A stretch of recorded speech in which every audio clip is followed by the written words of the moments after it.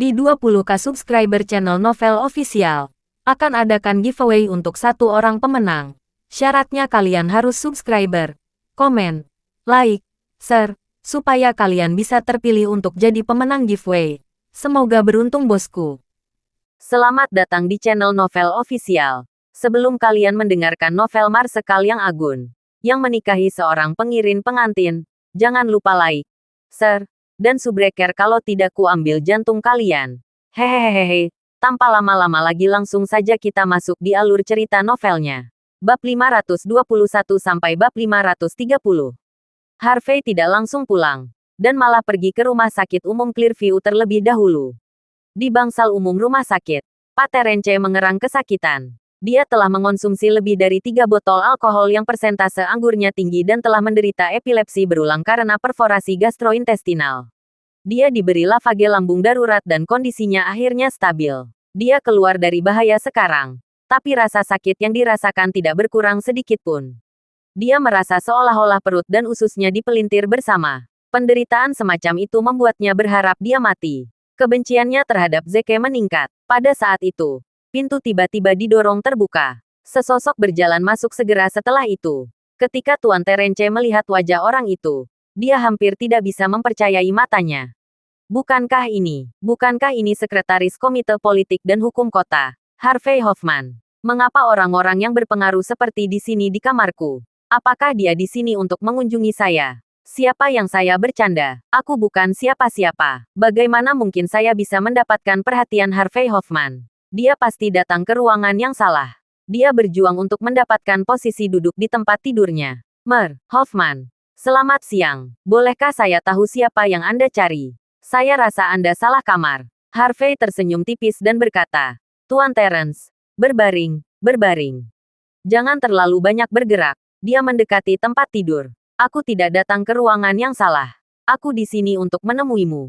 Apa? Pak Terence terkejut. Harvey Hoffman telah datang mengunjungi saya secara pribadi. Sungguh suatu kehormatan besar. Pada saat yang sama, keraguan memenuhi hatinya. Dia tidak pernah tertarik dengan Harvey Hoffman.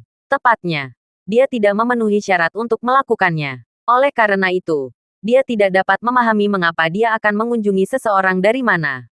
Ketika Harvey melihat keraguan yang tergambar jelas di wajah Terence, dia berinisiatif menjelaskan, Terence, saya mendengar tentang apa yang terjadi pada Anda. Kemudian, ia menghela napas dan melanjutkan, saya orang yang harus disalahkan untuk melakukan pekerjaan yang buruk membersihkan masyarakat dari kejahatan dan kedengkian. Ini mengapa dunia bawah tanah semakin merajalela dan mendatangkan malapetaka di mana-mana. Tapi jangan khawatir, saya di sini untuk mencari keadilan atas nama Anda. Apa? Tuan Terence dipenuhi dengan kegembiraan. Sekretaris Komite Politik dan Hukum Kota sendiri akan mencari keadilan untukku. Ya Tuhan, aku pasti sedang bermimpi. Dia sangat terkejut sehingga dia tidak tahu bagaimana harus bereaksi. Harvey mengisi keheningan dengan mengatakan, namun, Zeke Williams memiliki ikatan yang sangat kuat dan di dalam dunia bawah tanah kota O'Hare. Tidak akan mudah untuk menemukan kelemahannya. Itu sebabnya, saya membutuhkan bantuan Anda. Hoffman. Katakan saja padaku dan aku akan melewati neraka dan udara tinggi untukmu. Pak Terence mengucapkan terima kasih dengan tulus dan sedikit ketakutan. Harvey tersenyum. Jika saja semua warga memiliki sentimen yang sama seperti Anda, saya tidak perlu terlalu khawatir. Tuan Terence, baiklah. Setelah Anda membantu saya menyelesaikan misi yang saya berikan, Anda pasti akan mendapat ketidakseimbangan yang besar. Pak Terence meneteskan air mata kebahagiaan. Terima kasih atas kepercayaan Anda kepada saya, Tuan Hoffman. Saya tidak akan mengecewakan Anda. Bolehkah saya tahu apa misi saya? Harvey mencondongkan tubuh lebih dekat untuk membisikkan beberapa kata ke telinga Terence. Senyum cerah muncul di wajah Pak Terence. Tentu. Jangan khawatir, Tuan Hoffman. Saya pasti akan melakukannya dengan sempurna untuk Anda. Setelah pertukaran singkat, Harvey meninggalkan ruang bangsal. Tepat ketika dia melangkah keluar dari pintu, teleponnya berdering. Itu adalah sekretaris kota, Wilson Wood. Hoffman, bos ingin tahu kemajuanmu. Wilson bertanya melalui telepon. Harvey dengan cepat berkata, Tuan Wilson, tolong beritahu bos bahwa saya sedang menanganinya secara aktif. Saya dapat meyakinkan Anda bahwa Zeke Williams tidak akan bisa mendapatkan regen parmaseutikal. Bahkan, Dia mungkin akan mati pada saat saya menyelesaikannya. Oke, cepat. Waktu sangat penting. Bos telah mengumpulkan kekuatan yang cukup untuk menyergap Zeke Williams dan pasukan dunia bawah Rivermouth kapan saja. Tapi sebelum itu terjadi, kita harus melakukan yang terbaik untuk menjaga regen parmaseutikal dengan kuat dalam genggaman kita. Jika regen parmaseutikal benar-benar jatuh ke tangan Zeke Williams, tidak hanya Anda dan saya yang akan menanggungnya, tetapi juga tidak mungkin bagi bos untuk menjanjikan keadaan. Saya mengerti. Saya benar-benar mengerti. Yakinlah, Tuan Wilson. Saya akan memastikan semuanya akan berjalan lancar tanpa hambatan. Pagi-pagi keesokan harinya, Jeremy dan Lily datang ke rumah sakit Heartland untuk mengunjungi Adam. Tadi malam, keluarga Daniel berjaga-jaga di kamar rumah sakit. Beruntung seluruh rumah sakit milik Linton Group. Mereka meminta bangsal mewah yang memiliki 3 kamar dan 1 ruang tamu, sehingga cukup besar untuk mereka semua.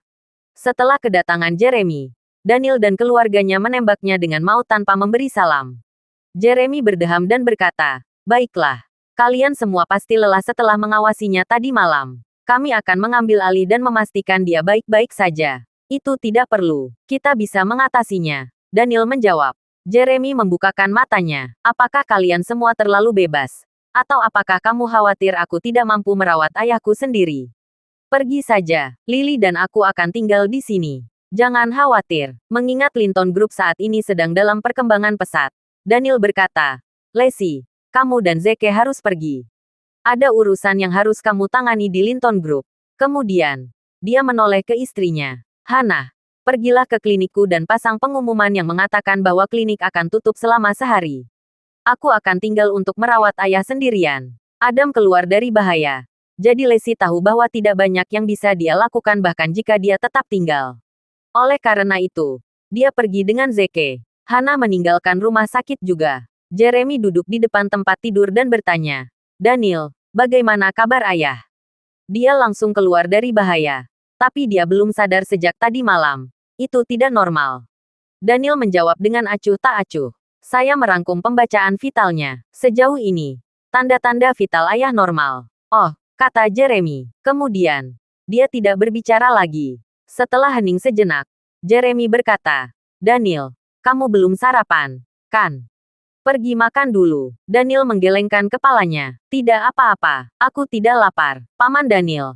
Anda tidak akan bisa bekerja dengan perut kosong." Lily mencoba membujuknya juga. "Siapa yang akan merawat kakek jika kamu lelah? Ayo sarapan. Jangan khawatir. Aku tahu cara membaca instrumen medis. Aku akan segera memanggil dokter jika terjadi keadaan darurat." Daniel begadang semalaman. Dan dia benar-benar kelaparan sekarang. Dia mengangguk dan secara pribadi memberi tahu Lily tentang pembacaan normal sebelum meninggalkan ruang bangsal. Begitu dia pergi, Lily mengunci pintu dan mengangguk pada ayahnya. Jeremy menarik napas dalam-dalam dan berkata, "Lily, awasi pintunya. Jika kamu melihat ada gerakan yang sama sekali, laporkan padaku segera." "Oke, jangan khawatir, Ayah," Lily mengangguk. Jeremy menenangkan detak jantungnya yang mengamuk saat dia mengeluarkan jarum suntik dari sakunya. "Ayah, kamu bisa meninggalkan dunia ini dengan damai sekarang. Kematianmu akan digunakan untuk menukar kesuksesan kita dalam hidup. Itu akan menjadi kematian yang layak." Namun, saat kata-kata itu ditekan, Adam tiba-tiba membuka matanya. Matanya yang merah menunjukkan sedikit kemarahan, yang membuat Jeremy ketakutan dalam hidupnya. Dia secara tidak langsung menyingkirkan jarum suntik dan berseru, "Ayah, kamu sudah bangun." Padahal, Adam sudah bangun sejak tadi malam. Namun, dia tidak tega menghadapi Daniel dan keluarganya. Oleh karena itu, dia tidak berani membuka matanya dan berpura-pura tidak sadarkan diri. Kemarahan dan rasa puas membuncah di dada. Dia marah karena putra sulungnya, yang sangat dia hormati, ternyata menjadi bajingan jahat dan ambisius yang bahkan rela membunuh ayahnya sendiri demi keuntungannya sendiri. Dia bersalah karena putra keduanya, yang selalu tertindas dan berselisih dengannya, dan yang keluarganya hampir hancur 2 kali sekarang. Tidak hanya tidak memendam kebencian terhadapnya, tetapi menunjukkan kebaktian pada saat yang paling kritis, mengawasinya sepanjang waktu. Sepanjang malam, jika ada obat untuk menyembuhkan penyesalan di dunia, dia akan menyerahkan semua yang dia miliki untuk mencapainya. "Ayah, apakah kamu merasa lebih baik sekarang?" Jeremy cepat-cepat bertanya. Adam memejamkan mata lagi dan tidak menjawab. Dia tidak tahan melihat Jeremy. Selain itu, Dia tidak bisa berbicara atau bergerak sekarang. Dia tidak berbeda dengan pasien sayuran. Ayah, sudah waktunya untuk menembakmu. Jangan bergerak. Aku akan melakukannya, kata Jeremy. Tembakanku. Mata Adam terbuka lebar lagi dan dia menatap tajam ke arah Jeremy. Sejak kapan dia tahu cara memberikan injeksi? Kecuali dia. Ketika Adam melirik Lily yang berdiri di depan pintu, dia hampir yakin bahwa Jeremy keluar untuk hidupnya. Diatasi dengan amarah, Adam berhasil mengeluarkan kata, "Sial." Jeremy ketakutan karena sorot mata ayahnya. Dia memasang jarum suntik dengan panik dan berteriak, "Oke, oke. Tidak ada suntikan. Untuk apa kamu memarahiku?" Lily mulai gelisah. "Ayah, kita kehabisan waktu. Lakukan dengan cepat." Jeremy ragu-ragu sebelum berkata, "Lily, kurasa kita harus melupakannya. Mari kita tunggu dokter yang melakukannya. Ini adalah orang yang hidup. Dan itu adalah ayahnya sendiri juga. Bagaimana dia bisa membunuh ayahnya sendiri? Dia tidak diragukan lagi akan mendatangkan murka para dewa. Dan dihancurkan oleh surga. Ayah, apakah kamu gila?" Lily panik. Rencana Tuan Hoffman akan mempengaruhi jika lelaki tua itu tidak mati. Dan ketika dia mengetahui bahwa kita gagal, dia pasti tidak akan mengampuni kita. Anda hanya perlu memberikan masukan. Dan kesuksesan akan menjadi milik kita. Dia berhenti sejenak sebelum mendesis. "Apakah kamu bersedia menjadi troll yang dikurung di kamar tua selama sisa hidupmu?" Adam hampir meledak. Bajingan. Satwa. Lebih buruk dari seekor anjing. Dia hampir tidak percaya bahwa cucunya sendiri berani berbicara tentang kekejaman keji di depannya. Ya Tuhan, kejahatan apa yang saya lakukan di kehidupan masa lalu saya untuk dikutuk dengan dua orang yang tidak manusiawi ini? Kata-kata Lily menyalakan api tekad dalam diri Jeremy. Pada akhirnya, dia menguatkan tekadnya dan mengeluarkan jarum suntik. "Ayah, aku akan memberi suntikan. Jangan khawatir. Semua rasa sakit dan penyakitmu akan hilang untuk selamanya." Orang yang sudah meninggal jelas tidak akan merasa sakit atau jatuh sakit. Adam melatih setiap otot di tubuhnya dan berjuang untuk bergerak, tetapi tidak berhasil. Dia hanya bisa melihat Jeremy memasukkan jarum ke pembuluh darah di bahunya, dan menambahkan cairan ke tubuhnya sedikit demi sedikit.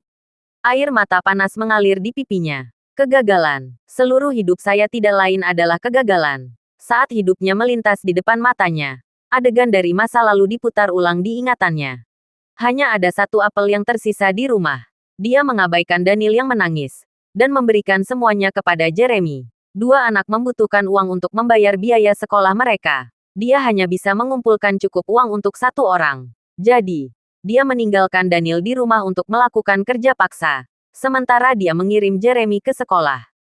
Ketika Jeremy menikah, dia memberi mahar 180.000. Namun, dia tidak memberikan 1 sen pun mahar ketika putra keduanya menikah.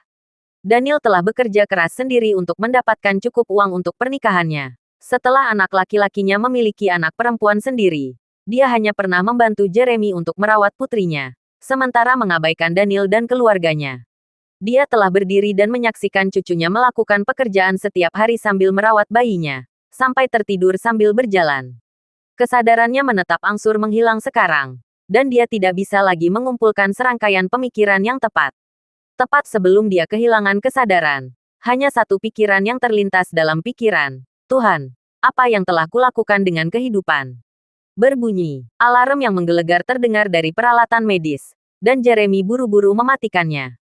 Lily ditenangkan dengan suara tegang. "Ayah, tenangkan dirimu.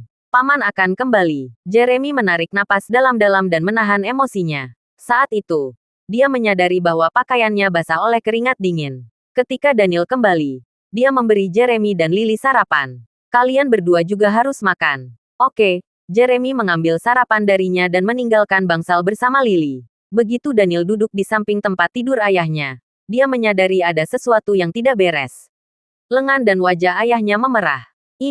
Sepertinya ini reaksi alergi. Ayahnya baru saja lolos dari situasi yang mengancam jiwa. Jika dia memiliki reaksi alergi sekarang, itu bisa merenggut nyawanya. Dia dengan cepat melirik peralatan medis, dan pikirannya meledak. Peralatan dimatikan. Dia buru-buru memeriksa pernapasan dan denyut nadi Adam, lalu merosot ke lantai.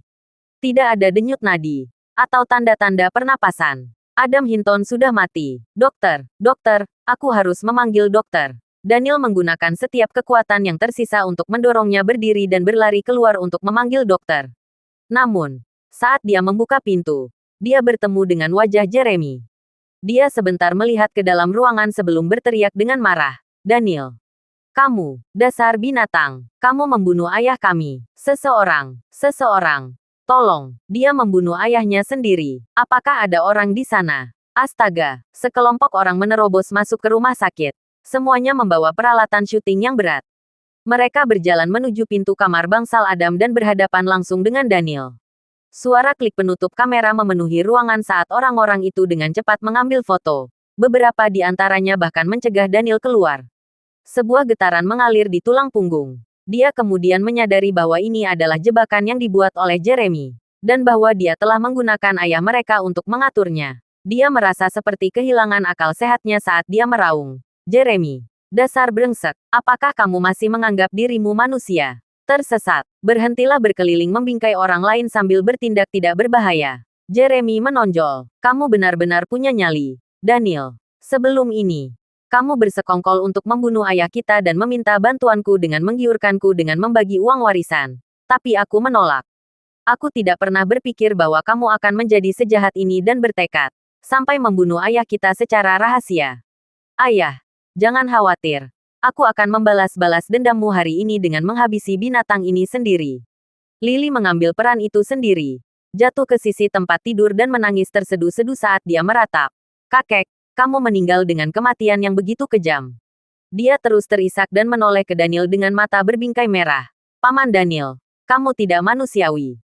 Apakah uang yang kamu pedulikan? Ini ayahmu sendiri. Bagaimana kamu bisa melakukan ini? Keributan itu menarik perhatian banyak dokter, pasien, dan keluarganya. Oleh karena itu, telah terjadi kepadatan di luar ruang bangsal. Begitu mereka mengetahui detailnya, bangsal itu menjadi hiruk-pikuk. Ya ampun, skandal yang mengerikan. Anak itu membunuh ayahnya sendiri untuk mendapatkan warisannya. Orang seperti ini pantas dipenjara seumur hidup, bahkan mungkin hukuman mati. Panggil polisi. Seseorang memanggil polisi. Sial, orang seperti ini tidak pantas disebut manusia. Kalian wartawan harus menyebarkan berita ini. Orang seperti ini pantas dikutuk oleh seluruh warga negara. Wajah Daniel memerah saat dia buru-buru membela diri. Aku tidak bersalah. Aku tidak ada pada dasarnya dengan ini. Keringat mulai terbentuk di keningnya. Panggil dokter. Tolong. Panggil dokter. Dia masih bisa diselamatkan. Dia akan menggali keluar lagi. Namun, tendangan Jeremy ke tanah. Berhenti berakting. Kamu mencoba melarikan diri dari hukuman. Bukan. Kamu ingin lari dari keadilan. Daniel mencengkeram dan menyembunyikannya menjadi bola. Rasa sakit yang hebat menyebar dari perut membuatnya sulit untuk menarik udara ke paru-parunya. Dan dia dilumpuhkan oleh penderitanya.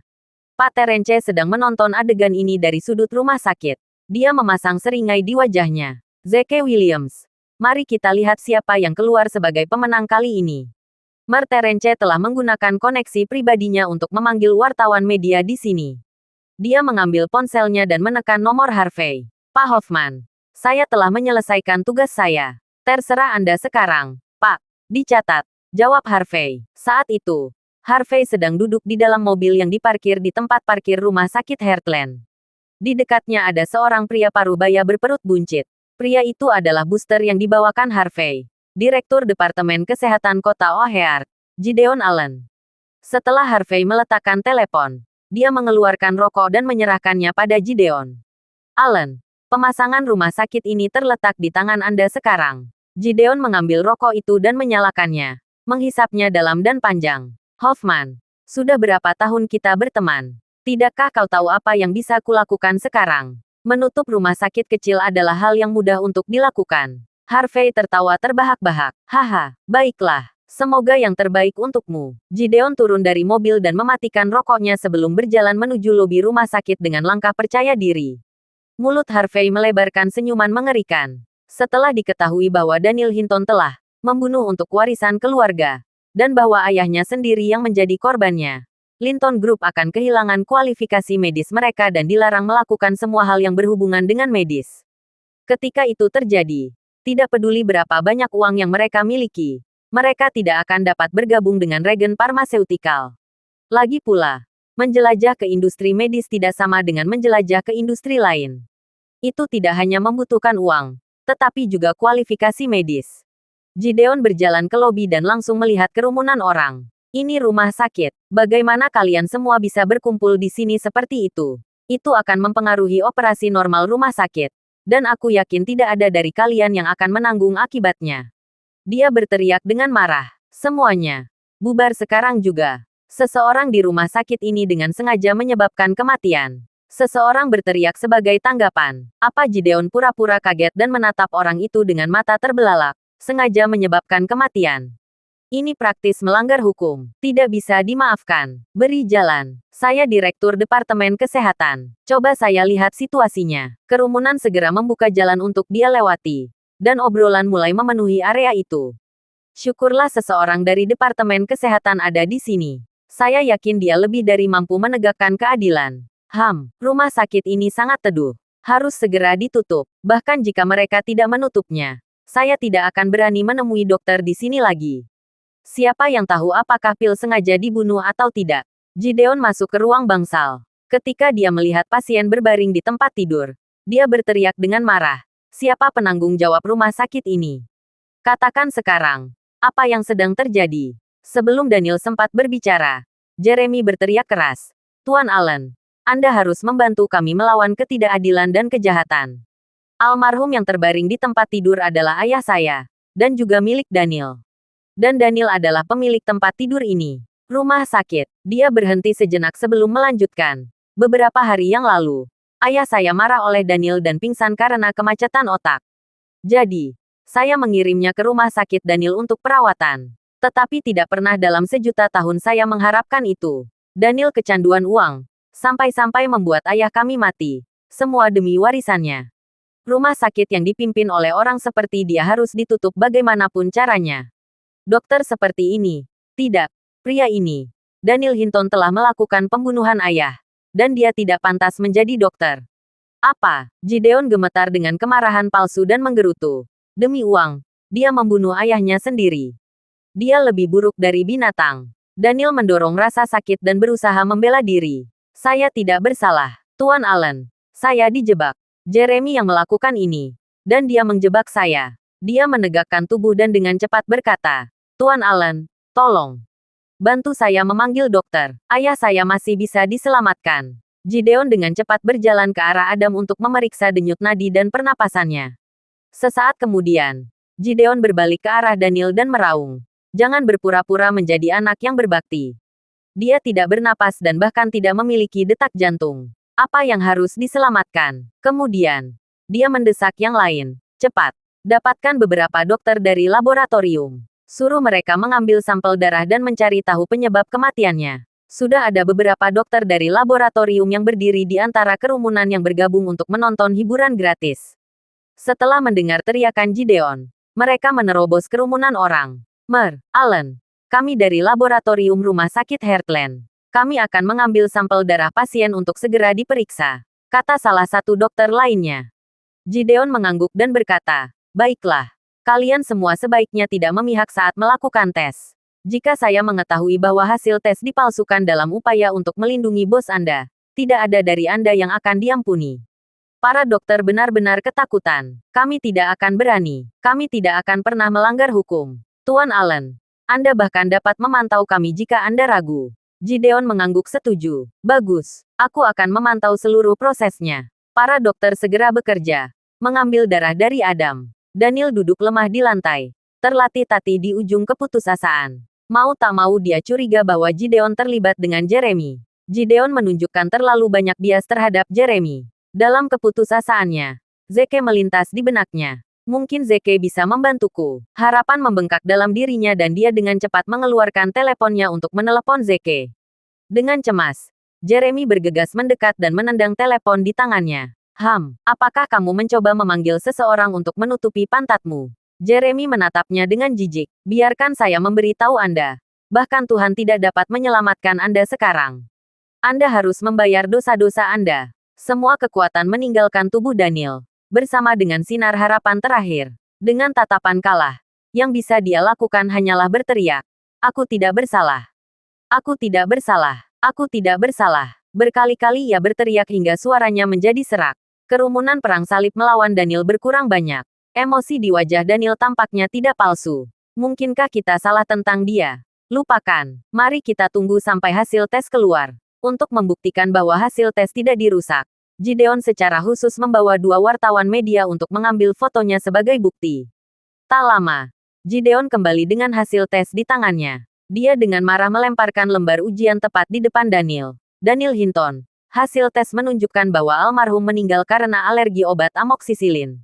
Apalagi yang harus Anda katakan sekarang? Daniel tercengang. Alergi obat amoksisilin. Bagaimana mungkin? Ayah saya menderita infak serebral dan tidak membutuhkan amoksisilin sama sekali. Dia tiba-tiba teringat sesuatu. Mengambil lembar infus dari meja samping tempat tidur dan menunjukkannya kepada Gideon. Tuan Allen, lihat, tidak ada resep amoksisilin yang tertulis di lembar infus. Setelah Gideon melihatnya, alisnya berkerut. Itu benar, itu tidak diresepkan. Jadi mungkin Anda memberikan amoksisilin ke ayah sendiri.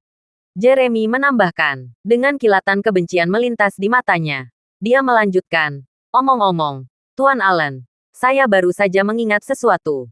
Ketika saya masuk barusan, saya perhatikan bahwa dia tampak sedikit panik dan telah memasukkan sesuatu ke dalam sakunya. Kemudian, dia berbalik untuk melihat Daniel dengan sedikit kepuasan di matanya. Daniel, kenapa kamu tidak membiarkan kami memeriksa kantongmu? Aku tidak perlu takut. Silakan Daniel meludah ke belakang. Dengan itu, Daniel merogoh sakunya untuk membuktikan bahwa dia tidak bersalah. Yang membuatnya sangat terkejut.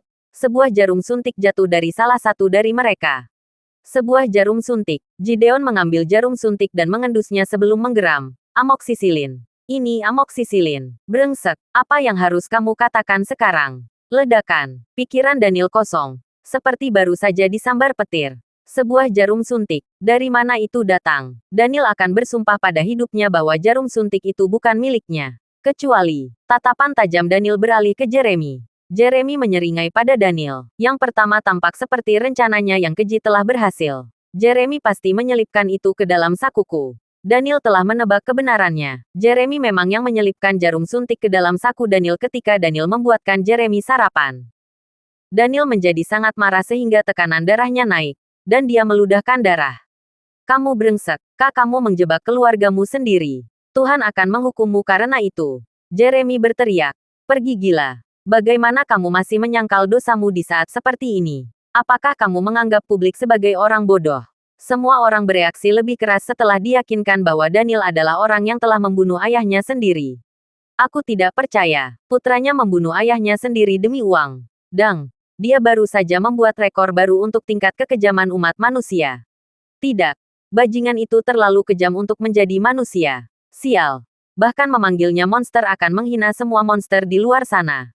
Kalian para reporter harus membagikan berita ini dan mengekspos dosa-dosanya yang buruk kepada semua orang. Para wartawan juga tidak mengecewakan siapapun. Mereka menulis artikel mereka dengan cepat dan berita itu menyebar dengan cepat. Situs berita, media sosial, dan bahkan televisi. Nama Daniel Hinton tiba-tiba menjadi terkenal di seluruh distrik Rivermouth, menjadi sasaran kritik publik dan beritanya tersebar ke seluruh negeri. Gideon Allen sangat marah ketika dia berteriak, tutup rumah sakit ini sekarang juga. Daniel Hinton, izin medis Anda telah dicabut, dan Anda akan dimintai pertanggungjawaban di pengadilan. Selain itu, perusahaan yang telah mendukung rumah sakit ini akan kehilangan izin untuk memperdagangkan pasokan medis. Mereka juga akan dilarang menjual pasokan medis kepada tentara. Semuanya telah diputuskan. Dan Daniel menutup matanya dengan putus asa. Mengapa? Mengapa orang baik mati muda sementara penjahat bebas membuat malapetaka? Tuhan, kau sangat tidak adil. Zeke dan Lacey baru saja kembali ke Linton Group pada saat itu. Susan bergegas menghampiri mereka begitu mereka kembali. Mer, Williams, Mes, Hinton. Sesuatu terjadi pada penggabungan kami dengan Regen Pharmaceutical. Dan saya tidak dapat menyelesaikan masalah ini sendiri. Saya membutuhkan bantuan Anda. Apa yang salah? Tanya Zeke. Susan menjawab. Logan dulu memiliki 50% dari Regen Pharmaceutical. Dan dia mengalihkan sahamnya kepada kami. 50% sisanya dipegang oleh 4 pemegang saham lainnya. Keempat dari mereka bergabung untuk melawan kita. Mereka menolak untuk bergabung dengan Linton Group. Dan ingin memaksa kita untuk menjual setengah dari Regen Pharmaceutical kepada mereka dengan harga yang lebih rendah. Mereka bahkan sampai membuat karyawannya mogok kerja. Pelanggan tidak bisa mendapatkan stok. Jadi mereka menuntut pengembalian uang. Regen Pharmaceutical telah menghentikan produksi. Dan situasinya sekarang kacau balau. Aku tidak bisa membuat mereka tenang. Zeke mengerutkan kening dan menjawab. Ayo pergi ke Regen Pharmaceutical untuk melihat apa yang terjadi. Dawn berlari dengan gugup pada saat itu dan berkata, Lacey, Zeke, sesuatu terjadi pada ayah.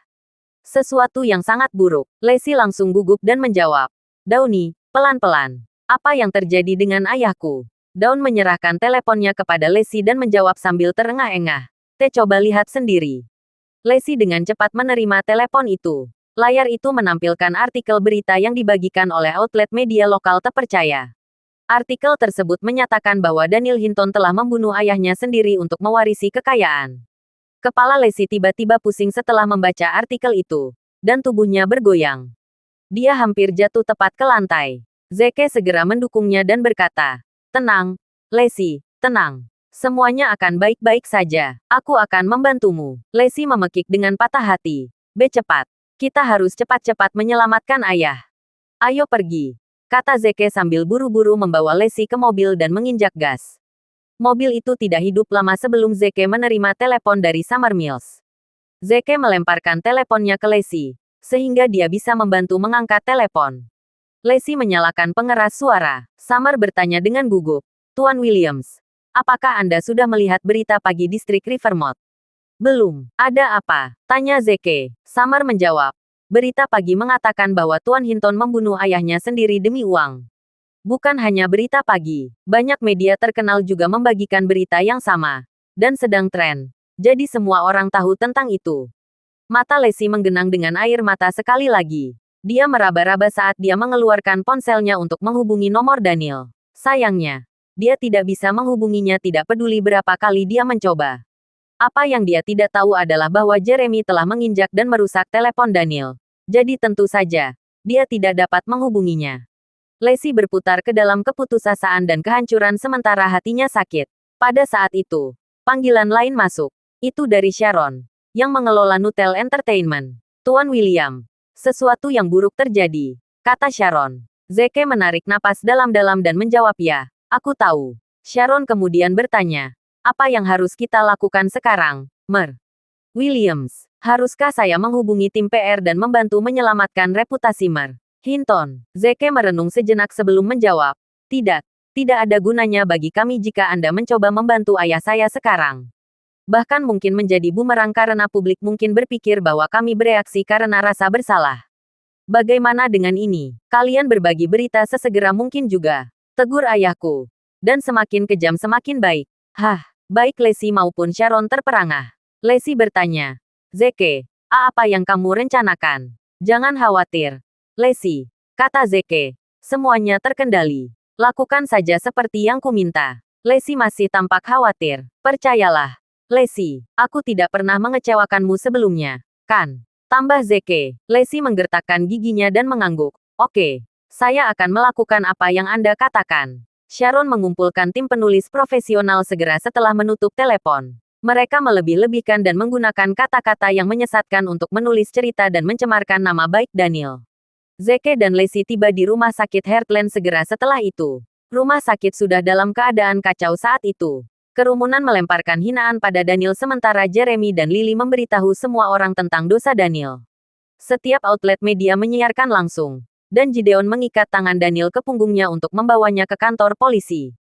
Pada saat itu, Daniel terlihat sangat acak-acakan. Ada beberapa jejak kaki di pakaiannya. Dan darah terlihat di sudut bibirnya. Dia telah memuntahkan begitu banyak darah sehingga sisi depan kemejanya juga berlumuran darah. Daniel tampak pucat. Dan matanya tampak tak bernyawa. Seperti orang mati berjalan. Melihat itu membuat Lacey merasa seperti sedang dicabik-cabik hatinya. Dia secara naluriah bergegas menuju Daniel untuk menyelamatkannya. Lepaskan ayahku. Dia dijebak, kata Lacey. Gideon mengerutkan kening dan mengulurkan tangan untuk mendorong Lacey menjauh. Minggir atau aku akan menuntutmu karena menghalangi administrasi pemerintah, ancam Gideon. Zeke menghentikan Gideon dan bertanya, siapa kamu? Apa otoritas yang kamu miliki untuk menangkap seseorang? Saya Direktur Departemen Kesehatan. Dan saya berada di puncak departemen. Apakah Anda serius mempertanyakan otoritas saya? Jawab Gideon. Zeke mencibir. Terakhir saya periksa. Hanya polisi yang memiliki wewenang hukum untuk menangkap seseorang. Dan Anda berasal dari Departemen Kesehatan. Jadi Anda tidak berhak melakukannya. Selain itu, bukankah seharusnya Direktur Departemen Kesehatan menyelamatkan pasien pada saat seperti ini? Menggelikan bahwa kamu di sini malah menangkap seseorang. Gideon membantah dengan marah. Dasar bajingan. Pasiennya sudah mati. Jadi tidak ada yang bisa diselamatkan. Zeke membalas. Meninggal. Apakah Anda sudah menerima pernyataan kematian dari rumah sakit? Atau mungkin laporan dari kantor koroner? Gideon berkata. Saya secara pribadi memeriksa pasien. Dan dia tidak menunjukkan tanda-tanda kehidupan. Apa gunanya pernyataan kematian yang menakutkan dalam keadaan seperti ini? Tidak ada tanda-tanda kehidupan bukan berarti orang itu sudah mati, kata Zeke. Dia mengalami infak cerebral mendadak dan telah selamat dari masa kritisnya. Alerginya terhadap obat hanya akan menyebabkan syok sementara, tetapi itu tidak akan membunuhnya.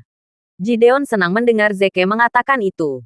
Kamu pikir kamu bisa merawat dan menghidupkannya kembali? Kata Gideon. Tentu saja, kata Zeke. Gideon tertawa terbahak-bahak dan berkata, ini adalah lelucon paling lucu di dunia. Baik, aku akan memberimu kesempatan untuk menyelamatkannya karena kamu mengklaim kamu bisa melakukannya. Jika dia tidak hidup, saya akan menuntut Anda untuk pembunuhan. Bagaimanapun, Anda telah mengakui secara lisan bahwa dia masih hidup. Kalau begitu, apakah Anda akan mengakui percobaan pembunuhan dan perbuatan tercela jika saya menyelamatkannya? Gideon menjawab, tentu. Daniel gugup saat itu. Jika mereka menyadari apa yang terjadi lebih cepat dan bergegas menyelamatkan Adam, mereka mungkin benar-benar memiliki kesempatan untuk menyelamatkannya. Namun, itu sudah terlalu lama, dan tubuhnya praktis dingin. Bahkan para dewa tidak bisa menyelamatkan Adam dalam keadaan seperti itu. Daniel dengan cepat menginstruksikan Zeke. Zeke, jangan sentuh tubuh kakekmu. Mereka jelas datang dengan persiapan dan jika Anda menyentuh kakek Anda, mereka mungkin akan menuduh Anda melakukan pembunuhan. Saya sudah tua. Dan saya tidak menyesal karena saya diberkati dengan menantu yang hebat seperti Anda. Saya bisa mati bahagia. Jadi Anda tidak perlu berjuang untuk saya. Zeke menghibur Daniel dan menggoda. Aku tidak bisa membiarkan apapun terjadi padamu, ayah. Aku masih mengandalkanmu untuk membantu mengasuh. Saat Zeke berbicara, dia mengeluarkan sebatang tanaman dari sakunya dan menyerahkannya kepada Daniel. Tolong aku, ayah, dan ubah ini menjadi bubuk. Aku akan membutuhkannya, kata Zeke. Setelah itu, Zeke bergegas menuju kamar pasien. Zeke, kata Daniel, yang masih ingin menasihati Zeke agar tidak membantu. Namun, Lacey angkat bicara. Ayah, cepat dan lakukan apa yang Zeke katakan. Kami kehabisan pilihan dan hanya bisa bertaruh padanya. Daniel masih cemas. Tetapi pada akhirnya, dia menggertakkan giginya dan bergegas ke lab untuk menggiling ramuan itu menjadi bubuk. Ramuan yang diberikan Zeke kepada Daniel adalah salah satu dari 10 ramuan paling langka, Rhodiola rosea. Hanya 5 peternakan di seluruh negeri yang memproduksi ramuan itu. Jadi itu sangat berharga. Secara alami, tidak ada seorang pun di situs yang pernah melihat ramuan itu sebelumnya karena mereka tidak memiliki status atau hak untuk mempelajarinya. Karena itu, tidak ada yang mengenalinya. Kerumunan saling memandang dengan bingung. Bisakah seseorang menjelaskan situasinya kepadaku? Apakah pria itu baru saja mengatakan bahwa dia dapat menghidupkan kembali seseorang dari kematian? Kamu membelinya. Aku curiga dia hanya mencoba mengulur waktu. Kurasa juga begitu. Tubuhnya sudah dingin. Tidak mungkin dia bisa menghidupkannya kembali. Cepat. Semuanya menghalangi pintu. Jangan biarkan mereka kabur. Lacey bergegas ke kamar pasien untuk membantu Zeke keluar. Zeke tenang saat memeriksa Adam. Dia memeriksa denyut nadi, iris, lidah. Setelah memeriksa semuanya, Zeke menarik napas dalam-dalam dan berkata, pembunuhnya kejam dan menyuntiknya dengan dosis amoksisilin yang sangat besar. Dosis sebesar itu tidak hanya mematikan bagi seseorang yang alergi amoksisilin. Bahkan manusia biasa pun tidak tahan dengan dosis seperti itu. Lacey merasa putus asa ketika mendengar itu. Dan dia bertanya, Zeke, apakah kakek saya sudah pergi? Zeke menggelengkan kepalanya dan menjawab, jangan khawatir. Jarum penyelamat hidupku membantunya berpegang pada benang terakhir kehidupan. Jadi dia tidak akan mati. Jarum penyelamat hidup, apa itu? Tanya Lacey bingung. Zeke memutar kepala Adam ke samping dan mengungkapkan apa yang ada di belakangnya. Lihat, saat itulah Lacey menyadari bahwa 5 jarum perak telah dimasukkan ke bagian belakang kepala Adam dan membentuk bentuk bintang. Kau melakukan itu? Tanya Lacey bersemangat. Zeke mengangguk dan berkata, ya, tadi malam. Aku melihat luka di bagian belakang kepalanya dan khawatir dia akan mengalami kecelakaan. Jadi aku memasang jarum untuk melindunginya. Saya tidak menyadari bahwa mereka benar-benar akan berguna dengan cara ini. Apa yang Zeke gunakan adalah teknik jarum amunisi, jarum pengawet kehidupan. Orang-orang yang dirawat dengan teknik ini akan diperpanjang hidupnya 1 hari. Itu berlaku untuk semua penyakit dan cedera kecuali pemenggalan kepala dan kehilangan banyak darah. Mata Lacey yang hancur dan gelap menyala dengan harapan sekali lagi. Dia bertanya, Zeke, bisakah kamu benar-benar menghidupkan kembali kakekku? Sebelum itu, dia tidak memiliki harapan. Tetapi ketika dia menyadari Zeke telah siap, dia melihat secercah kemenangan. Zeke menyeringai dan menjawab, kami akan membiarkan ayah kami menyelamatkannya ketika saatnya tiba. Lacey menjadi gugup saat itu. Zeke, kurasa lebih baik jika kau menyelamatkan kakek. Jika ayah bisa menyelamatkan kakek, dia pasti sudah melakukannya. Yang paling penting adalah tetap menyelamatkan kakek. Jadi tolong jangan bertele-tele dan lakukan itu. Aku takut. Zeke menghela napas dalam-dalam dan berkata, Lacey, kamu meremehkan gawatnya situasi ini. Bahkan setelah kami membuktikan ayah tidak bersalah, insiden ini masih akan mempengaruhi reputasinya. Reputasi seorang dokter lebih penting baginya daripada hidupnya sendiri. Dan Anda tidak ingin ayah menjalani sisa hidupnya terbebani oleh kejadian ini, kan? Jika kita mendapatkan ayah untuk menghidupkan kembali kakek, reputasi ayah akan diselamatkan. Lacey ingin berdebat lagi. Tetapi Daniel datang pada saat itu. Daniel gugup dan berkeringat ketika berkata, Zeke, ramuannya sudah siap. Apa yang kita lakukan selanjutnya? Zeke menjawab, berikan pada kakek. Daniel langsung setuju dan membuka mulut Adam sebelum memasukkan obat ke tenggorokannya. Setelah itu, Daniel dengan cepat mundur ke samping dan berkata, kamu boleh mulai, Zeke. Daniel juga tidak berharap banyak, tapi dia pasti akan kurang beruntung jika dia tidak mencoba. Zeke menjawab, ayah, saya pikir lebih baik jika Anda melakukannya. Perlakukan dia seperti Anda memperlakukan pasien yang memiliki reaksi alergi. Wajah Daniel berubah pucat pasi. Dan dia berkata, Zeke, apa maksudnya? Aku tidak bisa melakukannya. Zeke menyemangati Daniel. Ayah, ini akan baik-baik saja. Setelah itu, Zeke melepas 5 jarum perak di belakang kepala Adam dan meletakkan tangan Daniel di dada Adam. Satu sentuhan membuat seluruh tubuh Daniel gemetar seketika, seolah-olah petir menyambarnya. Jantungnya berdetak. Ini adalah detak jantung yang sebenarnya. Itu lemah, tapi itu nyata. Jantung orang mati mulai berdetak lagi. Ya ampun, ini keajaiban. Daniel tidak bisa memikirkan kata lain untuk menggambarkan situasinya. Zeke, apakah dia malaikat? Zeke mendesak. Ayah, untuk apa ayah masih berdiri di sini? Ayah harus segera menyelamatkannya. Daniel kembali ke dunia nyata saat itu. Dan dia menyalak. Cepat. Kirim dia ke ruang gawat darurat segera dan bersiap untuk operasi. Suruh Direktur Departemen Vaskular, spesialis alergi, dan ahli anestesi bersiap-siap untuk operasi. Suruh Direktur Departemen Vaskular, spesialis alergi, dan ahli anestesi bersiap-siap untuk operasi. Keamanan, keamanan, barikade pintu itu dan jangan biarkan siapapun pergi. Daniel khawatir Jeremy dan Lily akan melarikan diri begitu mereka menyadari ada yang tidak beres. Jadi dia menyuruh penjaga keamanan mengunci pintu. Baik Jeremy dan Lily tercengang. Beberapa saat yang lalu, Daniel hancur. Jadi mengapa dia begitu bersemangat setelah menyentuh dada Adam? Mungkinkah, apakah Adam Hinton benar-benar kembali dari kematian? Bisakah dia benar-benar diselamatkan? Wahyu itu mengejutkan Jeremy dan Lily. Jika Adam bangun dan menjelaskan bahwa merekalah yang mencoba membunuhnya, apakah mereka berdua dapat bertahan melaluinya? Jawabannya jelas tidak. Tidak, kita tidak bisa membiarkan Daniel menyelamatkan Adam. Jeremy menggeram marah. Berhenti di situ. Daniel Hinton, jangan kira aku tidak tahu apa yang kamu rencanakan. Kamu hanya ingin menghancurkan bukti. Kamu tidak akan menyentuh tubuh ayah selama aku masih hidup. Gideon menyadari ada yang tidak beres juga. Jadi dia menghentikan Daniel. Daniel Hinton, jika kamu menyentuh tubuh itu, aku akan menuntutmu karena tidak menghormati orang mati. Di Eurasia, orang mati harus dihormati. Jika Anda tidak menghormati tubuh, itu akan menjadi pelanggaran pidana juga. Saya memperingatkan Anda, jangan mempersulit diri Anda sendiri. Daniel membantah. Tubuh, pantatku. Ayah masih memiliki detak jantung. Dan dia belum mati. Biarkan aku menyelamatkannya sekarang. Atau akan terlambat. Adam Hinton benar-benar hidup. Kalau begitu, kita pasti tidak bisa membiarkan Daniel menyelamatkan Adam. Jeremy berteriak marah. Pergi.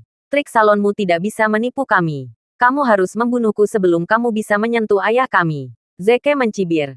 Direktur, Anda lalai dengan kehidupan manusia. Melakukan kejahatan saat sadar akan hukum adalah dosa besar. Gideon membantah. Itu omong kosong. Aku memeriksa denyut nadinya dan memastikan bahwa dia sudah mati. Mengatakan bahwa aku ceroboh dengan kehidupan manusia tidak valid. Zeke kemudian bertanya. Dengan kata lain, Anda bersikeras menghentikan kami. Itu benar. Kata Gideon. Aku hanya melakukan pekerjaanku. Zeke kehabisan ide dan hanya bisa mengirim sinyal ke Hartley, yang bersembunyi di antara kerumunan. Sebagai pengawal pribadi Lacey, Hartley selalu ada di sekitar Lacey. Hartley memahami sinyal itu dan segera bergegas ke kamar kecil. Ketika dia keluar, dia telah berganti pakaian hitam dan mengenakan topeng, kacamata hitam dan topi. Jadi tidak ada yang bisa mengenalinya. Dia menyelinap melewati kerumunan dan bergegas ke Jeremy dan yang lainnya sebelum dia memukuli mereka. Hartley adalah pembunuh bayaran profesional dan ahli dalam penyergapan. Jeremy dan yang lainnya tidak mengharapkan itu, dan mereka tersungkur ke lantai di mana mereka mengerang kesakitan. Kerumunan juga terkejut. Siapa wanita berbaju hitam itu? Mengapa dia memukul orang-orang itu tanpa menjelaskan niatnya? Daniel menggunakan kesempatan itu untuk mendorong tempat tidur ke ruang gawat darurat. Wanita berpakaian hitam hanya berhenti menyerang dan melompat keluar jendela untuk melarikan diri setelah mereka memasuki ruang gawat darurat. Sementara itu, Jeremy dan yang lainnya dalam keadaan menyedihkan. Mereka bahkan tidak tahu apa yang terjadi sebelum mereka dipukuli. Mereka berjuang untuk bangun, dan wajah mereka bengkak ketika mereka melihat sekeliling. Persetan, apa yang terjadi? Sialan. Siapa yang memukulku? Dasar brengsek, apakah Zeke yang menyerang kita? Zeke berdiri di samping dan memasang wajah polos sebelum berkata, aku berdiri di sini dan tidak menggerakkan otot. Jangan menuduh orang baik sepertiku. Jeremy berteriak. Di mana Daniel Hinton? Dia pergi untuk menghancurkan barang bukti. Cepat, Direktur, hentikan Daniel Hinton sekarang juga. Tubuh ayahku adalah satu-satunya bukti. Gideon menepuk kepalanya sendiri sebelum menggeram. Daniel Hinton, keluarkan pantatmu sekarang juga. Saat Gideon berbicara, dia dan yang lainnya berbalik untuk menerobos masuk ke ruang gawat darurat. Tangan Zeke tiba-tiba berkedip, dan dia menembakkan 3 jarum perak dengan kecepatan yang tidak dapat dideteksi oleh mata manusia. 3 jarum menusuk kaki mereka dan mengenai saraf mereka. Saraf khusus itu bertanggung jawab untuk mengoperasikan otot-otot dari pinggang ke bawah. Dengan saraf mereka terhalang, mereka bertiga merasa mati rasa dan jatuh ke lantai bersamaan dengan bunyi gedebuk. Persetan, kakiku. Apa yang terjadi dengan kakiku? Kenapa aku tidak bisa merasakan apa-apa? Siapa yang melakukan itu? Cepat. Siapa saja? Siapa saja? Hentikan Daniel Hinton segera. Semua penonton bingung. Zeke hanya bergerak sedikit. Selain itu, jarum perak itu kecil, dan mereka bergerak terlalu cepat sehingga tidak ada yang memperhatikannya. Semua penonton melihat mereka bertiga tiba-tiba jatuh ke lantai saat mereka berlari. Bahkan terlihat sedikit lucu. Lacey di sisi lain tahu bahwa Zeke pasti telah melakukan sesuatu dari balik layar. Wajahnya bersinar dengan kekaguman ketika dia menoleh ke Zeke dan berkata, "Kamu sangat hebat." Lacey bahkan tidak berani membayangkan bagaimana jadinya jika Zeke tidak bersamanya. Nasib mereka akan sangat berbeda. Zeke menyeringai dan berkata, "Maaf, Lacey." Untuk itu, wajah cantik Lacey langsung memerah. Dan dia memprotes, "Kamu cabul. Aku mengabaikanmu." Zeke tercengang. "Aku hanya meminta maaf karena membiarkan mereka mengkhawatirkanmu." Bagaimana itu sesat? Saya berkata, "Maaf untuk itu." Apakah dia mengira aku sedang menghamilinya ketika aku mengucapkan kata itu? Nancy Hinton. Kau pelacur. Lihat apa yang kau lakukan pada pikiran istriku. Tidak, aku harus menjauhkan Nancy itu dari istriku. Pada saat itu, Sharon telah bergegas dengan tim reporternya sendiri. Sharon hendak berjalan untuk menyambut Zeke ketika Zeke segera menggelengkan kepalanya untuk menghentikannya. Matanya mengisyaratkan dia untuk menunggu di luar ruang gawat darurat. Sharon menerima pesan itu dan menyuruh bawahannya menunggu di dekat pintu ruang gawat darurat. Bagaimanapun, Gideon adalah seorang profesional medis, dan dia ahli dalam hal itu. Jadi dia dengan cepat menyimpulkan apa yang salah dengannya. Seseorang telah menusuk jarum perak di kaki saya tanpa saya sadari. Dia dengan cepat melepaskan jarum perak, dan kakinya segera pulih. Dia bangun untuk bergegas ke ruang gawat darurat. Untuk mencegah dirinya disergap lagi, dia memalingkan wajahnya ke Zeke dan berjalan mundur ke ruang gawat darurat. Jeremy dan Lily masih terbaring di lantai, dan mereka memohon kepada Gideon. Direktur, selamatkan kami. Tolong selamatkan kami. Gideon sedang tidak ingin menyelamatkan mereka. Bahkan, dia terlalu sibuk untuk peduli. Dia baru saja mencapai pintu ruang gawat darurat ketika pintu didorong terbuka dari sisi lain. Daniel keluar dari ruang gawat darurat bersama Adam. Pada saat itu, Adam sudah bangun, dan dia terlihat jauh lebih sehat dengan mata terbuka lebar. Terima kasih sudah mendengarkan novel cerita Marsekal Agun. Sampai jumpa di novel selanjutnya.